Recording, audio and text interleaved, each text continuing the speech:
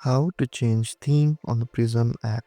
So first download and open the app if you haven't already. Then your home screen should look something like this. Here you'll see many options on your screen. Simply tap on the settings icon on the top left corner of your screen. After tapping on it, you'll see your screen something like this. Here scroll down until you see an option called theme. The app provides you three options. Simply tap on the preferred option. So I'll just tap on light to make the app look brighter, and after you're done, you can simply tap on the arrow button on the top left corner and start using the app on your new theme. So this is it.